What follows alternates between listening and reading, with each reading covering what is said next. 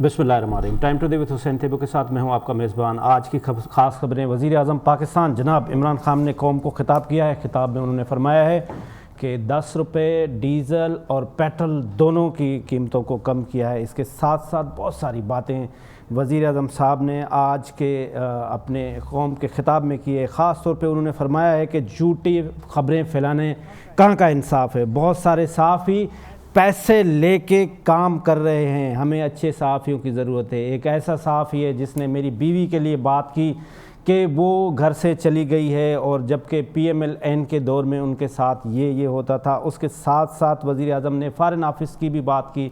हमारे साथ सहाफ़त का बहुत बड़ा नाम सोहेल वड़ाइच साहब मौजूद है। बाकी हम सोहेल वड़ाइच साहब से पूछते हैं कि कैसा आज का बयान था। सोहेल वड़ाइच साहब, आपका बहुत बहुत शुक्रिया सर। बहुत मेहरबानी सर, आप आज वज़ीर आज़म साहब के बयान को, जो कौम को खिताब था, उसको आप घबराना समझ रहे हैं? मेरा ख्याल है कि वज़ीर आज़म साहब ने जो प्रेस के बारे में आज बातें की, ये मुख्तलिफ नहीं थी उनकी जो सोच है उससे। और जबकि हमारी जो सहाफ़त का मूड है वो बिल्कुल बदल चुका है। मुजाहरे हो रहे हैं, पीका आर्डिनेंस के खिलाफ सारे सहाफ़ी इकट्ठे हो चुके हैं, बल्कि वो तो मीटिंग्स का भी वॉकआउट कर चुके हैं, बाइकआउट कर चुके हैं। तो मेरा ख्याल है कि वज़ीर आज़म साहब ने बजाय इसके कि आग के ऊपर पानी डालते हैं, उन्होंने तेल छिड़का है और मजीद अपनी वही बातें की हैं मीडिया के खिलाफ और एक ग्रुप के खिलाफ। मेरा ख्याल है कि उनका ये रवैया ठीक नहीं है। और दूसरा, उनका ये कैलकुलेशन भी ठीक नहीं है कि 70% खबरें उनके खिलाफ होती हैं। मेरा ख्याल है कि ये बड़ी गलत किस्म का अंदाजा है जो उन्हें पहुंचाया गया है। मेरा ख्याल है कि 50% उनके खिलाफ भी होती हैं, 50% उनके हक में भी होती हैं। सोहेल साहब, स्टार्ट में उन्होंने फॉरेन पॉलिसी की बात की और उन्होंने कैटेगरिकली कहा कि हम डिक्टेशन पे नहीं चल सकते। जब मैं हुकूमत में नहीं होता था तो मैं उस वक्त भी यही बात कर रहा था। जब ये बातें होती हैं तो फिर हमारे ट्रेड की बात होती है, तो हमारा जो 75% ट्रेड है वो तो EU को है, वो तो USA को है। तो इस बयान को आप कैसे देख रहे हैं सर? मेरा ख्याल है कि काफी उन्हें फॉरेन पॉलिसी के बारे में, फॉरेन पॉलिसी बनाई जाती है तजारती पॉलिसी को मद्देनजर रखकर, अपने मुल्क के मफादात को मद्देनजर रखकर। हमारे मुल्क के सारे मफादात तो जुड़े हैं यूरोप के साथ और अमेरिका के साथ। आपके पुर्जे, आपकी तालीम, आपके निसाब, आपके हर चीज तो वहां से आती है। तो आप उसको छोड़ के और कहाँ जाएंगे? आप रूस की मशीनरी लाएंगे जो जिसकी जुबान भी नहीं आप पढ़ सकते। तो मेरा नहीं ख्याल, ये उनकी मिसकैलकुलेशन है कि वो रूस, अमेरिका को छोड़ के रूस से दोस्ती लगाने चल पड़े हैं। तो मेरा ख्याल है ये काफी मिसअंडरस्टूड है उनकी बात। और मेरा ख्याल है कि ये ऐसे कर भी नहीं सकेंगे, क्योंकि पाकिस्तान की एक 70-72 साल की पॉलिसी है, उसको तब्दील करना मेरा ख्याल है कि मुनासिब नहीं होगा। भारत जो है वो रूस के साथ दोस्ती छोड़ के अमेरिका से बना रहा है, और हम अमेरिका से छोड़ के रूस के साथ दोस्ती बना लें, ये कोई अकल की बात नहीं है। अच्छा, जिससे हम दोस्ती बनाने जा रहे हैं और जब हम उसके घर जाते हैं तो वो उसी दिन पड़ोसी के ऊपर हमला कर देता है और बाकी सारे देख रहे होते हैं कि पाकिस्तान का वज़ीर आज़म भी वहाँ बैठा हुआ है। इस एक्ट को आप कैसे देख रहे हैं सर? मेरा ख्याल है कि बिल्कुल नामुनासिब है। आप तो जंग के आपको शोले बुझाने चाहिए। उस दिन शोले उगलने लगे और उस दिन जंग शुरू हो जाए तो ये कोई मुनासिब बात नहीं है। मेरा ख्याल है ये ठीक नहीं हुआ। पाकिस्तान के रूस के साथ तल्लुकात का आगाज उस दिन हो जिस दिन जंग भी छिड़नी वाली, तो ये मुनासिब नहीं है। इसका रूस को तो फायदा है कि एक मुल्क का वज़ीर आज़म जंग वाले दिन भी मिलने आया है, लेकिन पाकिस्तान को इसका फायदा नहीं है। पाकिस्तान हमेशा से मगरबी ब्लॉक में रहा है। पाकिस्तान बड़ा पॉपुलर मुल्क रहा है। पाकिस्तान को अफगानिस्तान के मसले पे दुनिया भर के मुल्कों की हमायत मिलती रही है। पाकिस्तान को कश्मीर पे हमायत मिलती रही है। पाकिस्तान को इस्लामी ब्लॉक की हमायत है। पाकिस्तान को थर्ड वर्ल्ड की हमायत है। तो ऐसे मुल्क को एक फरीक बना लेना यूक्रेन के खिलाफ जंग में, ये कोई मुनासिब नहीं है। वज़ीर आज़म साहब ने बताया कि टैक्स चोरों को पकड़ना हमारा टारगेट है। शबर ज़ैदी साहब जब चेयरमैन ABR थे वो रिज़ाइन दे के आए, मैंने उनका इंटरव्यू किया। मैंने उनसे पूछा आप नाकाम क्यों गए? उन्होंने कहा एक आदमी को फैसलाबाद से मैंने बुलाया और उसको मैंने बिजनेसमैन को कहा कि आप ये आपका रिकॉर्ड है और आपने ये टैक्स नहीं दे रहे हैं। उसने मुझे कहा, प्राइम मिनिस्टर हाउस में बैठे हुए बिजनेसमैन ने कहा आप मेरा कुछ नहीं बिगाड़ सकते کیونکہ وہاں سے فیصل آباد سے جو آدمی جیت کے آیا ہے وہ آ رہا ہے اور وہ مجھے یہاں سے لے جائے گا اور وہ میں اس کی پوری فائنانس کر چکا ہوں اور وہ واقعی آیا اور اس نے اس بزنس مین کا ہم کچھ نہیں بگاڑ سکے، تو اس میں کتنی صداقت ہے سر؟ یہ تو آپ گواہ ہیں، بالکل صداقت ہوگی. ہمارے یہاں پاورفل مافیاز ہیں، پاورفل طاقتور لوگ ہیں جو ٹیکس نہیں دیتے. سارا ٹیکس تو بیچارے سیلریڈ کلاس دیتی ہے، تو سیلریڈ کلاس کا برا حال ہے. ٹھیک ہے نا. وزیر اعظم صاحب نے کہا کہ ایف آئی اے کے پاس 94,000 کیسز پینڈنگ ہیں، صرف 38 کیسز سوالو کر چکے ہیں، لیکن بیچارے مراد سعید کا کیس بھی ہم نے یہاں پہ دیا لیکن اس کا کوئی رزلٹ نہیں نکلا. ہو سکتا ہے اس کیس کو بھی ہم لنڈن لے جائیں. میرا خیال ہے کہ اپنی عدالتوں پر اور اپنے سسٹم پر عدم اعتماد اس سے بڑی کیا ثبوت ہے کہ عمران خان نے جو لوگوں پہ الزامات لگائے ہوئے ہیں 35 پنکچروں والا اور مختلف شہباز شریف پہ ایک الزام لگایا، وہ بھی عدالتوں میں ہے. تو جو عمران خان کے خلاف الزام ہے وہ بھی عدالتوں میں ہے، ان کا بھی فیصلہ نہیں ہوا. ان کا بھی فیصلہ اگر عمران خان کے خلاف ہو جائے تو شاید عمران خان بھی پھر اس طرح کے بیان نہ دے. یہ بلاول بھٹو زرداری صاحب جو یہاں سے اپنا جتھا لے کے اسلام آباد جا رہے ہیں، یہ جو 10 روپے ڈیزل اور پیٹرول کو کم کیا، کیا آپ سمجھتے ہیں وہ واقعی اس سے گھبرا گئے سر؟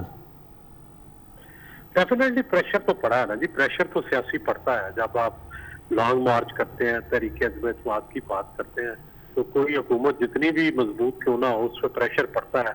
حکومت کی کارکردگی سلو ہو جاتی ہے، لوگ ویٹ کرنے لگ پڑتے ہیں، لوگ تاریخیں دینے لگ پڑتے ہیں، تو یہ افواہیں چل پڑتی ہیں. یہ سارا کچھ تو ہو رہا ہے نا ملک میں. یہ جو پی ٹی آئی سندھ میں ایک اپنی مارچ کر رہے ہیں، اس سے بھی کوئی پریشر آئے گا پیپلز پارٹی کے اوپر سر؟ میرا خیال ہے ابھی کوئی گنجائش نہیں ہے پی ٹی آئی کی سندھ میں. چودھری صاحبان سے مختلف لوگ مل رہے ہیں، آج بھی ملاقاتیں ہوئی، کنکلوژن کیا آئے گا سر؟ میرا خیال ہے چودھری تو حکومت کے ساتھ ہی رہیں گے. آپ نیئر فیوچر میں عمران خان کی حکومت کے لیے کوئی مشکلات دیکھ رہے ہیں؟ مشکلات تو ہیں، ڈیفینیٹلی مشکلات ہیں. نہیں تو آپ سمجھ رہے ہیں کہ یہ جو ہے وہ اسٹیپ ڈاؤن کریں گے؟ یہ جو اپوزیشن جس اسٹرگل میں لگے ہوئے ہیں یہ کامیاب جائیں گے اور اس کو اتار دیں گے؟ دیکھیں 50-50% چانس ہے فی الحال، لیکن آگے آنے والے دنوں میں کہ چانس بڑھ بھی سکتا ہے، چانس میں اضافہ بھی ہو سکتا ہے. آپ کی حالیہ نواز شریف صاحب سے بھی ملاقات ہوئی، کوئی خبر دیں اندر کی سر کہ کیا ملاقات ہوئی، کیا گپ شپ ہوئی، وہ کیا چاہ رہے ہیں؟ تحریک عدم اعتماد پہ اس وقت سارے اکٹھی ہیں، سارے اپوزیشن جو ہے وہ تحریک عدم اعتماد پہ اکٹھی ہے. دیکھیں اس کا کیا رزلٹ نکلتا ہے. نواز شریف سے کوئی اندر کی کہانی سر؟ نہیں، کوئی نہیں، اندر کی کہانی کوئی نہیں ہے فی الحال. بہت بہت شکریہ سہیل بڑائچ صاحب، آپ نے ہمیں ٹائم دیا. ہمارے ساتھ اسٹوڈیو میں موجود ہیں ایمبیسڈر جے آر بلوچ صاحب. سر آپ کا بہت بہت شکریہ، آپ نے ہمیں ٹائم دیا. اس کے ساتھ ساتھ مخدوم محسن صاحب سینئر جی ڈی اے کے رہنما، اس وقت بلاول بھٹو زرداری صاحب محسن صاحب کے حلقے میں کھڑے ہوئے ہیں. آپ کا بہت بہت شکریہ سر، آپ نے ہمیں ٹائم دیا. ڈاکٹر یاسر صدیقی صاحب سینئر لیڈر ہیں پی ایس پی کے، سر آپ کا بہت بہت شکریہ. سر آپ نے آج وزیر اعظم صاحب کی اسپیچ کے تقریباً پہلے 4 سے 5 منٹ انہوں نے فارن پالیسی پہ بات کی اور انہوں نے کہا کہ ہم انڈیپینڈنٹ رکھیں گے. تو اس وقت آپ سب سے پہلے تو فارن پالیسی پاکستان کی کس طرح سے دیکھ رہے ہیں؟ بسم اللہ الرحمن الرحیم. پاکستان کی فارن پالیسی باقی ملکوں کی طرح سے اس میں سب سے اہم پہلو جو ہوتا ہے وہ اس میں ہوتا ہے کنسسٹنسی کا اور کانسٹنٹ ہونے کا. تو میرا خیال ہے پاکستان کی فارن پالیسی ایک جہت میں چلتی ہے، چونکہ نیشنز کے جو وائٹل نیشنل انٹرسٹ ہوتے ہیں وہ ہر روز تبدیل نہیں ہوتے یا گورنمنٹ کے آنے جانے سے تبدیل نہیں ہوتے. تو وہ جو ہمارے وائٹل نیشنل انٹرسٹ ہیں جس کے اندر ہمارا کشمیر کا ہے ایشو، ہماری بارڈر سیکیورٹی ہے، ہماری اپنی اکنامک سیکیورٹی ہے، ہماری واٹر سیکیورٹی ہے، تو اس لحاظ سے وہ جو ڈائریکشن بنی ہوئی ہے جس کے اندر تقریباً کنسنسس ہے پبلک کے ساتھ بھی اور جو باقی اسٹیٹ انسٹیٹیوشنس ہیں ان کا بھی. تو میں نہیں سمجھتا کہ کوئی نہ ہی میں نے کوئی ایسی اسٹیٹمنٹ ضرور ہوں گی جس میں ایمفیسس تھوڑا کہیں اوپر ہوگا، تھوڑا کم ہوگا، کہیں اوپر ہوگا، لیکن دیر آر سرٹن کانسٹنٹس. وہ جو تسلسل کا حصہ ہے وہ چلتا رہتا ہے کہ آپ کی ایک تاریخ کی وجہ، اور اس میں تاریخ بھی بڑا کردار ادا کرتی ہے آپ کی فارن پالیسی کے اندر. آپ نے انڈیپینڈنس کے بعد ایک ویسٹ کے ساتھ تعلق قائم کیا تھا ڈیفنس میں, اکانومی میں, انڈسٹری میں, تعلیم میں, تمام شعبوں میں. تو اب وہ آپ اس کو تبدیل نہیں کر سکتے ایک رات میں, ایک دن میں, یا ایک سال میں. لہٰذا اور پھر آپشنس بھی نہیں ہیں آپ کے پاس. آپ کی اکانومی اتنی کمزور ہے, آپ کے باقی جو وائٹل فگرز ہیں as a nation, as an economy, as a system, وہ بہت کمزور ہیں. تو میں نہیں سمجھتا کہ اسپیس اتنی زیادہ یا اتنے بڑے آپشنس ہمارے پاس ہیں جو ہم استعمال کر سکتے ہیں. یا یہ ضرور ہے کہ پاکستان کی جو اسٹریٹجک لوکیشن ہے اس کا میکسیمم فائدہ کون لے سکتا ہے. Yes, that is where the creativity comes. کہ جس طرح اگر آپ تھوڑا پیچھے چلے جائیں, کس طرح کریٹیوٹی آئی ہماری پولیٹیکل فارن پالیسی میں. زیڈ بھٹو نے ویسٹ کے ساتھ کیا, لیکن ساتھ ہی اس نے اوپن اپ کیا, اینڈ ہی کوڈ سی کہ in future China is going to be an emerging power and ultimately a global power. تو وہ ایک کبھی کبھی ایسے موقع آتے ہیں اقوام کی تاریخ میں, لیکن ہر روز تبدیلیاں نہیں آتی. میں نہیں سمجھتا کہ کوئی بیرونی ایسی چیزیں ہو رہی ہیں جس کی وجہ سے ہمیں تبدیلی آئے, یا کوئی اندرونی ہو رہے ہیں. ہاں ضرور ہے کہ اس وقت جس طرح سے دنیا کا جو انٹرنیشنل سسٹم ہے وہ جس طرف جا رہا ہے, اس میں ہمیں اپنے کارڈ بڑے احتیاط سے کھیلنے پڑیں گے کہ ہمیں کسی ایک کیمپ کے ساتھ یا دوسری کے ساتھ الائن نہ کیا جائے, اور اس وجہ سے ہمیں کوئی نقصان نہ ہو. ہم اپنے وائٹل انٹرسٹ کو اپنا محفوظ رکھیں, اور وہ جو فائدے ہمیں چل رہے ہیں, ہماری کنٹینیوٹی ہے, تسلسل کا نام ہے فارن پالیسی. میں یہ کہوں گا. ہم آپ سے واپس آ کے بات بھی کرتے ہیں کہ اس وقت جو یوکرین اور رشیا کے اندر بیسیکلی ڈسپیوٹ ہے کیا. مخدوم صاحب, کیا آپ گھبرا رہے ہیں کہ اس وقت بلاول بھٹو زرداری صاحب آپ کے حلقے میں کھڑے ہو کے جلسہ کر رہے ہیں؟ دیکھیں حسین صاحب, جس حلقے میں ابھی بلاول صاحب ہیں, میرا تو ابوئی گاؤں ہے حالہ, وہاں پہ پچھلے 6 مہینوں سے سب رجسٹرار مقرر نہیں ہے. وہاں کی پرفارمنس سب کے سامنے ہے, جو بھی صورتحال ہے, لا اینڈ آرڈر کی سچویشنز آپ کے سامنے ابھی ریسنٹلی جو واقعات ہوئے. تو مسئلہ یہ کہ اب جیسے اگر اوور آل اگر ہم انالیسس کرتے ہیں تو مجھے دونوں لانگ مارچز سمجھ نہیں آ رہے. ایک طرف ہمارے پی ٹی آئی کی بھی نہیں سمجھ میں, دونوں لانگ مارچز, ایک پارٹی وفاق لوٹ کر سندھ کی طرف چل پڑے ہیں, دوسرے سندھ لوٹ کر پنجاب اور وفاق کی طرف نکل پڑے. لیکن مسئلہ ہے کہ عوام کو ریلیف کب ملے گا؟ بڑی بات کریں, آپ کہہ رہے ہیں کہ آپ کے جو پارٹنر ہیں, کولیشن پارٹنر ہیں, وہ وفاق کو لوٹ کے سندھ آ رہے ہیں. بالکل کرپشن ہے, آن ریکارڈ ہے. میں نہیں کہہ رہا. جی سر, ٹرانسپیرنسی انٹرنیشنل کی آپ رپورٹس دیکھ لیں, سرویز جو ہوتے ہیں, عوامی ریفرنڈم ہوتا ہے یا سرویز کے تھرو ہوتا ہے یا پھر الیکٹورل پروسیس کے تھرو ہوتا ہے. ابھی ریسنٹلی کے پی کے میں جہاں ان کا اسٹرانگ ہولڈ تصور کیا جاتا ہے, وہاں پہ جو بھی لوکل باڈیز الیکشن ہوئی, وہاں کی رزلٹ آپ کے سامنے ہے. اس کے بعد جو سرویز, کرپشن پاکستان میں دیکھیں, کرپشن ایک پاکستان کا مسئلہ ہے جو 40-50 سالوں سے چل رہا ہے, 60 سالوں سے چل رہا ہے. لیکن 2018 کے بعد جو رپورٹس آ رہی ہیں ٹرانسپیرنسی انٹرنیشنل کی, وہ کہہ رہی ہیں کہ 2018 کے بعد کرپشن میں انکریز ہوا ہے, اضافہ ہوا ہے. لاسٹ ایئر والی رپورٹ میں تو 4 سٹیپس کا انکریز تھا, 120 سے لے کر 124 تک. اس سال تو کچھ زیادہ ہی ہو گیا. اور رنگ روڈ جیسے اسکینڈلز, یہ والے اسکینڈل, اگر یہ ریلیف دیتے, آج جیسے ابھی میں سن رہا تھا کہ پرائم منسٹر صاحب نے ریلیف دیا ہے کوئی پیٹرول پہ یا کوئی, تو ان کو یہ ریلیف 2 سال 3 سال پہلے دینے چاہیے تھے, جب ان کی نئی حکومت قائم ہوئی تھی, جب انہوں نے کہا تھا کہ 100 ڈے پلان تھا, پھر ان کا 90 ڈے پلان تھا, پھر اس کے بعد 6 مہینے 8 مہینے, ان کے دوران یہ دیتے تو آج یہ نوبت ہی نہیں آتی. مطلب آج آپ دیکھیے نا کہ مطلب لوگ پیپلز پارٹی اور نواز لیگ کو کنسیڈر کرنا لوگوں نے شروع کر دیا ہے. تو مطلب دیر از سم تھنگ رانگ نا, مطلب کوئی چیز, کوئی تو گڑبڑ ہے. یہ ہم بار بار ہم میٹنگز میں بھی اس چیز کا اظہار کرتے ہیں, بار بار ہم کہتے ہیں کہ سندھ کو فوکس کریں, آپ ملک کو عوام کو ریلیف دیں نا. عوام کو ریلیف کوئی نہیں دیتا. آپ ٹھیک ہے, ایک پیپلز پارٹی والے بھی ٹھیک ہے سندھ کو مینیج کر پا رہے ہیں پچھلے 10-12 سالوں سے. انہوں نے ایک سسٹم بنایا ہوا ہے کہ جو بھی الیکٹریبلز ہیں ان کو آپ ملا کے پارٹی میں لے آئیں, ایک کو آپ سیٹ ایڈجسٹمنٹ کر لیں, ٹھیک ہے, اس کی طرح کمپٹیشن. سندھ میں تو چلو کمپٹیشن ختم ہو گیا, چلو ٹھیک ہے. یہ لانگ مارچ یہ کل میرے خیال سے بازار قائد سے نکلے ہیں, آج ابھی حالہ میں ہیں, کل پھر اس کے بعد شاید مورو جائیں گے ٹورڈس سکھر پھر. لیکن اس کے بعد کیا, یہ میرے خیال سے سکھر کے بعد تو یہ پنجاب کا بارڈر جب سے اسٹارٹ ہوگا رحیم یار خان, یہ تب سے تو میرے خیال سے یہ سندھ حکومت بھی وہاں پہ ختم ہو جاتی ہے. وہاں پہ تو ڈی سی بھی نہیں ہوں گے, وہاں پہ انتظامیہ بھی تبدیل ہو جائے گی, وہاں پہ چیف منسٹر سندھ کی بھی جغرافیکل پوزیشن اینڈ کی طرف تو آپ چلی سمجھ جائے. رہے ہیں کہ یہ جو ابھی جلسہ چل رہا ہے اس میں ڈپٹی کمشنر کا بہت بڑا ہاتھ ہے؟ بہت ہے, اس میں کوئی شک نہیں ہے, لیکن اس کے علاوہ الیکٹیبلز بھی مینیج کیے گئے. لیکن سندھ میں ان کے لیے پرابلم نہیں ہے, جہاں پہ ہر جگہ پہ 5-10 ہزار لوگ اکٹھے کرنا وہ مسئلہ نہیں ہے. آپ دیکھیں سندھ میں کوئی بھی الیکٹیبل لوگ, جہاں ہم لوگ بھی اگر ہمارے ریزلٹس آپ دیکھ لیں, کسی نے 60,000 ووٹ اٹھائے, کسی نے 70,000 ووٹ اٹھائے, کسی نے 80,000, 10-15,000 لوگ ہمیں اپنی کانسٹیٹوئنسی میں اکٹھا کرنا, کوئی ہم بھی جب چاہیں ہم اپنی کانسٹیٹوئنسی میں 5,000 لوگ اکٹھا کر. ڈاکٹر یاسر صدیقی صاحب, اس وقت تمام پارٹیاں جو ہیں وہ کوئی سندھ گورنمنٹ کے خلاف دھرنا دے رہی ہیں, سندھ گورنمنٹ کسی کے خلاف دھرنا دے رہے ہیں. اس وقت مجھے یہ آپ فرمائیں کہ جو پی ایس پی ہے, مصطفیٰ کمال صاحب کی پارٹی ہے, وہ کہاں کھڑی ہوئی ہے, آپ کس کے ساتھ کھڑے ہوئے ہیں اس وقت؟ حسین صاحب, ابھی جیسے آپ نے دیکھا تھوڑے دن پہلے پاک سرزمین پارٹی نے ایک دھرنا دیا تھا سندھ گورنمنٹ کے خلاف. جی سر. ہم لوگ تو اس ٹائم کراچی کے اور جو سندھ کے شہری علاقے ان کے حقوق کی بات کر رہے ہیں, اور کراچی کا حل, کیونکہ جو پیپلز پارٹی کی 14 سالہ ظالمانہ حکومت رہی ہے سندھ میں, اس کے بعد الیکٹیبلز پیپلز پارٹی کے ساتھ ہیں, وہاں سے الیکٹ ہو کے آتے ہیں اور کراچی کا یہ لوگ بیڑا غرق کر دیتے ہیں, کراچی کو فنڈز نہیں دیتے.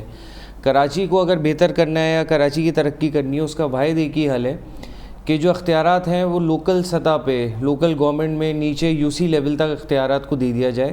اور جس طرح وفاق میں این ایف سی ہوا ہے کہ جس سے فنڈ جو وفاق صوبے کو دیتا ہے, اسی طرح پی ایف سی ہونا چاہیے, پروونشل فائنینس کمیشن. اور وہ جتنے فنڈز ہیں اور وہ اختیارات جو وزیر اعلیٰ کے پاس آ کے پارک ہو گئے ہیں, وزیر اعلیٰ نیچے نہیں دے رہا ہے, اور وہ فنڈز کرپشن کی نظر ہو رہے ہیں, وہ میئر تک منتقل کر دیے جائیں, بلکہ یو سی لیول تک وہ سارے فنڈز اور اختیارات دے دیے جائیں تاکہ ڈیولپمنٹ ہو سکے. تو ہماری جنگ تو اسی کے لیے تھی. اسی بنیاد پہ ہم نے 6 دن ابھی دھرنا دیا تھا, فوارہ چوک کے اوپر بیٹھے تھے, جس سے پیپلز پارٹی بھی ہلی تھی, کراچی والوں نے ہمیں بھرپور سپورٹ کرا تھا, کراچی کی عوام ہمارے ساتھ کھڑی ہوئی تھی. تو ناصر شاہ اور یہ لوگ آئے تھے, ناصر حسین اور یہ لوگ سارے, اور نیگوشیٹ ہوا تھا, اور کافی حد تک انہوں نے باتیں مانی تھیں اس کی. اور ابھی جو وہ لوگ بل پیش کر رہے ہیں جو کابینہ میں انہوں نے دیا ہے, تو آلموسٹ 70% تک تو چیزیں انہوں نے رکھ دی ہیں, 20-30% چیزیں ایسی ہیں جو انہوں نے نہیں ابھی وہ دی ہیں, تو اس کے اوپر بھی بات چل رہی ہے. اور ہم دیکھ رہے ہیں ابھی یہ پیپلز پارٹی جب آئے گی وہاں سے اپنا لانگ مارچ ختم کر کے آتے, تو دیکھتے ہیں کیا اس پہ فردر پروگریس رہتی ہے. اگر نہیں کام کرتے ہیں, نہیں اختیارات نیچے سطح پہ دیے جاتے, تو ہمارا آگے کا لائحہ عمل تیار ہے. آپ سے طے کیا پایا ہے؟ بہت سے ہمارے جو ایشوز تھے, جو جیسے پی ایف سی ہمارا مین ایشو تھا, جو فنڈز تھے جو پاک ہو جاتے ہیں آگے سارے, وہ ہم نے کہا تھا کہ تھرو جیسے این ایف سی آپ کے پاس آ رہا ہے, وفاق سے فنڈز آتے ہیں, ویسے ہی ایوارڈ پی ایف سی کے تھرو آپ میئر کو اختیارات دیے جائیں. جو سندھ گورنمنٹ نے تھوڑے دن پہلے ابھی کرا تھا, جتنے ہاسپٹلز جو سٹی ڈسٹرکٹ گورنمنٹ کے انڈر آتے تھے یا جتنے آپ کے ہاسپٹلز آتے تھے, وہ وزیر اعلیٰ نے اپنے پاس لے لیے تھے تاکہ کرپشن میں آسانی رہے, تو وہ واپس اب اس کو کرا گیا. اسی طرح آپ کا واٹر اینڈ سیوریج کا بورڈ کا جو چیئرمین ہے, وہ میئر کو واپس اب ان لوگوں نے کرا ہے, جو ہم لوگوں نے دھرنا دیا ہے, جو ہمارے مطالبات تھے.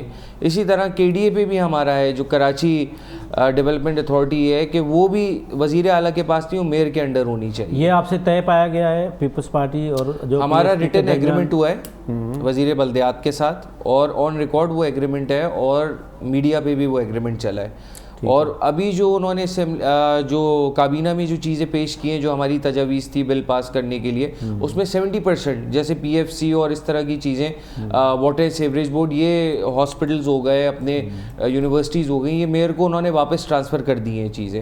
اب آگے جو تھوڑے سے اور جو ایشوز ہیں, اب اس پہ بات ابھی چل رہی ہے, اس کا ویٹ کر رہے ہیں. ٹھیک ہے. ایمبیسڈر صاحب, ابھی اگر میں آپ سے ایگزیکٹ سوال پوچھوں کہ اس وقت یہ یوکرین اور رشیا کا جو معاملہ ہے, یہ پاور کا ہے. یوکرین جو ہے وہ آدھا خود بٹا ہوا ہے, آدھا یہ رشیا کے ساتھ ہے, آدھا یورپ کے ساتھ ہے. نیٹو یوکرین کو ایکسیپٹ کر کیوں نہیں رہا ہے؟ ہمارے ناظرین کو آپ ایک پورا ایک اس کا سمری دیں کہ اس وقت یہ ہو کیا رہا ہے اور یہ کہاں پہ اینڈ کرے گا جا کے. آئی تھنک یہ بڑا مخمصے والا یا کمپلیکس ایشو ہے. بیسیکلی تھوڑا سا ہم اس کو ٹیکنیکل اس طرح میں سمجھتا ہوں کہ آپ کولڈ وار کی طرف چلے جائیں. جب وہ اینڈ ہوئی, جس کولڈ وار بڑا آسان تھا کہ بائی پولر ورلڈ تھی, ایک طرف امریکہ تھا, دوسری طرف سوویت یونین تھا, دنیا جو تھی پریڈکٹیبل تھی. اور پھر ڈیورنگ کولڈ وار انہوں نے بہت سارے ایگریمنٹس کیے, جس سے کم از کم جو ایک طرف وہ اپنے ڈیولپمنٹ کر رہے تھے نیوکلیئر اور باقی جو اسٹریٹجک ویپنس ہیں ان کی, جس سے تباہ کاری آتی ہے, لیکن ساتھ ساتھ ایگریمنٹس بھی چل رہے تھے اس میں, START 1, START 2, SALT duties, missile inspections, تمام چیزیں ایسی تھیں جس سے ایک واٹ از کالڈ ایک اشورڈ قسم کا میوچول ڈسٹرکشن کا نظام تھا، اور وہ ایک لحاظ سے لنچ پن بن گیا ایک ورلڈ سیکورٹی سسٹم کا، جس میں پتہ تھا کہ یہ چیز یہاں پہ. لیکن سیکنڈ ورلڈ وار کے بعد کمپلیٹلی وہ اسٹرکچر جو تھا، آرکیٹیکچر جو تھا پیس کا یا امن کا یا جنگ کا، وہ تقریباً ٹوٹ پھوٹ گیا. اس میں بہت سارے سینٹرز آئے. اس میں سب سے پہلی بات ہے کہ یونیپولر ورلڈ بڑھ گئی، امریکہ واز آل اینڈ آل. لیکن پھر ہم نے دیکھا کہ ود ان ڈیکیڈ یا سو کچھ اور سینٹرز آف پاور آئے. اس میں چائنا کا ابھرنا بذات خود ایک بہت بڑی ڈیولپمنٹ ہے، جس وجہ سے پھر وہ امریکہ کو بھی دھچکا لگا، اور ہم نے دیکھا کہ چائنا اور امریکہ کے درمیان بھی ایک دوبارہ پھر ایک سرد جنگ قسم کی چیز چل رہی ہے. اور اب کچھ لوگ ہیں جو اس کی طرف بھی الائن کر رہے ہیں. لیکن یوکرین بذات خود اس کا ایک آؤٹ کم ہے کہ کوئی ایسا آرکیٹیکچر نہیں ہے عالمی جو کہ ان چیزوں کو روک سکے. لیکن اس کا زیادہ مرکز جو ہے وہ ہے یورپین سیکورٹی آرکیٹیکچر. ہوا یہ تھا کہ جو یورپین یونین جو تھی وہ بڑی مضبوط ہوتی چلی گئی، اور وہ بیسیکلی نیٹو جو کہ ہیڈڈ بائی یو ایس ہے، اور اس میں جو ان کا ایگریمنٹ ہوا جب سوویت یونین ٹوٹ گئی اس کے بعد 91 کے بعد، کہ نیٹو کو کہیں آگے نہیں بڑھائیں گے. لیکن ایک چیز دیکھنے والی ہے کہ بہت سارے فارمر جو تھے یورپ ایسٹ یورپ کے جو کنٹریز تھیں، نہ صرف انہوں نے یورپین یونین بھی کیا جوائن، لیکن نیٹو کے ممبر بھی بنے. تو کچھ جو انالسٹ ہیں ان کا یہ بھی خیال ہے کہ رشیا کے لیے جو ہے وہ یہ قابل قبول نہیں کہ نیٹو بذات خود اس کے بارڈر پہ بیٹھا ہو، کیونکہ یوکرین کے ساتھ اس کا بارڈر اور کافی لمبا بارڈر ہے. تو وہ یہ کہتے ہیں کہ اگر نیٹو یہاں آ گیا اٹ از لائک کہ ہمارے گردن پہ بیٹھے ہوں گے نیٹو والے لوگ. لیکن طریقہ کار اس میں صرف اعتراض اگر یہ آتا ہے کہ یہ جواز بنا کہ آپ کسی آزاد ملک پہ حملہ نہیں کر سکتے، اس پہ سب کو اعتراض ہے. اور ایسا ملک جو کہ ٹھیک ہے اسٹیٹمنٹس کے حد تک تو آ رہا تھا، انٹینشنز ہوں گے، لیکن ابھی تک وہ نیٹو کا ممبر نہیں بنا تھا. اور ایسی چیزیں تھیں کہ وہ چل رہی تھیں کہ شاید وہ نیگوشیٹ کرتے. لیکن ہم نے یہ دیکھا کہ ایک طاقت کا استعمال ہوا، برنٹن طاقت کا استعمال ہوا، ایک 40 ملین لوگوں کی کنٹری پہ حملہ ہوا، جو کہ انڈینائبل ہے وٹ ایور دا پرسیپشن. لیکن پرسیپشن ایک لحاظ سے جو بن رہا تھا رشیا کا انڈر پیوٹن کے بڑا پریگمیٹک ہے، بڑا، بلکہ اس کو تو ٹرمپ نے بھی کیا کہ ویری سمارٹ. لیکن اب جو حالات جا رہے ہیں تو اس سے بہت خطرات بڑھ گئے، اس لیے کہ یہ جو کہتے ہیں ایک جو ایسکلیشن لیڈر پہ بہت آگے چلا گیا. اور آپ نے اس کی اسٹیٹمنٹ بھی سنی پیوٹن کے کہ اس نے اپنے جو اسٹریٹجک ویپنز ہیں جس میں نیوکلیئر بھی شامل ہے، ڈیٹرنٹ فورس جو ہے اس کو ریڈ الرٹ کر دیا ہے کہ بھئی کسی وقت مجھ پہ حملہ ہو سکتا ہے. یہ اینڈ رزلٹ کیا دیکھ رہے ہیں؟ اینڈ رزلٹ دیکھیے، ایکسیڈنٹل وار تو کہیں بھی کسی وقت ہو سکتی ہے ایکسیڈنٹلی جو ہے، ٹھیک ہے. لیکن اس میں اب کچھ ایسے لیوریجز ہیں ابھی بھی جو استعمال ہو سکتے ہیں. اور اس میں 2 لیوریجز جو میری اسسمنٹ ہے، جو میں نے شاید شیئر بھی کہیں کہ دوست کے ساتھ کی یا کسی پروگرام میں، کہ اس وقت اگر کوئی 2 ملک ہیں جو کہ کچھ کر سکتے ہیں، وہ ہے چائنا اینڈ ٹرکی. ٹرکی اس لیے کہ وہ وہاں بیٹھا ہوا ہے باسفورس پہ، اور ابھی بھی اس نے وہ بلاک کر دیا انڈر دا 1930 ٹریٹی، مونٹرسکو ٹریٹی. اور دوسرا ہے چائنا جس کا بہت بڑا لیوریج ہے رشیا کے اوپر، اور پرابلی یہی وہ سوچ کے اتنا بڑا اس نے قدم اٹھایا. ٹرکی کا یہ ہے کہ ٹرکی جو میڈیٹرینین سی اور بلیک سی کا درمیان میں جو چھوٹا سا کوریڈور بنتا ہے استنبول کے پاس، وہاں سے اگر کسی جہاز کو آنے نہ دے آرمی کو یا نیوی کو، تو ان کا مطلب کس کا جہاز، وہ انڈر دیٹ ٹریٹی 1930 کی جو تھی، وہ فرسٹ ورلڈ وار کے بعد، کہ اگر کوئی ملک انوالو ہے اس کے اندر جنگ میں، یا اگر وہ جنگ کا سامان ہے، تو ٹرکی کے پاس یہ پاور تھا کہ اپنا وہ کوریڈور بند کر سکتا ہے. اور وہ اس نے انووک کر دیا ابھی under that treaty which is an international treaty. So they have this leverage ہے اس کے پاس. اور شاید وہ بیہائنڈ دا سین کوئی بات چیت چل بھی رہی ہے جو نظر آتا ہے. آپ کیا سمجھتے ہیں کہ جو رجب طیب اردگان ہیں وہ کس کی فیور کرے گا؟ رشیا؟ نہیں، وہ فیور نہیں کسی کرے گا، لیکن اس کے پاس لیوریج ہے. فیور کوئی نہیں ہوگا یہاں, کوئی بھی کسی کی فیور نہیں کرے گا. صرف اس میں سوال یہ ہے کہ اس وقت entire international system, peace, security and economic system it has at stake, تو جس میں چائنا بھی اسی چیز سے ڈرا ہوا ہے کہ خدا نہ خواستہ اگر یہ وار اور بڑھتی ہے, یورپ مطلب یوکرین کے علاوہ کسی اور جگہ جاتی ہے, یا پیوٹن مزید اور ڈر کے یا ایز اے پریمپٹیو کرتا ہے اٹیک, تو یہ تو پھر ہم تھرڈ ورلڈ وار کی طرف چلے جائیں گے. تو اس میں پوٹینشیل ہے تھرڈ ورلڈ وار کی طرف جانے کا, اللہ نہ کرے ایسا ہو, لیکن دنیا ابھی افورڈ نہیں کر سکتی اتنا بڑی ٹریجڈی. مخدوم صاحب, آپ کیا دیکھتے ہیں کہ یہ جتنے بھی یہ لانگ مارچ ہو جائیں, یہ لوگوں کا پرسپشن یہ ہے کہ اس وقت پیپلز پارٹی نے اگر حلقے میں 2 آدمی ہیں الیکٹیبل, تو ان دونوں کو ہی کیپچر کیا ہوا ہے, تو ان کا کوئی مقابلہ ہی کرنے کے لیے نہیں ہے. تو ڈو یو ایگری, یا آپ سمجھتے ہیں کہ جی ڈی اے اور P T I next election میں 2023 میں ٹف ٹائم دیں گے پاکستان پیپلز پارٹی کو؟ دیکھیں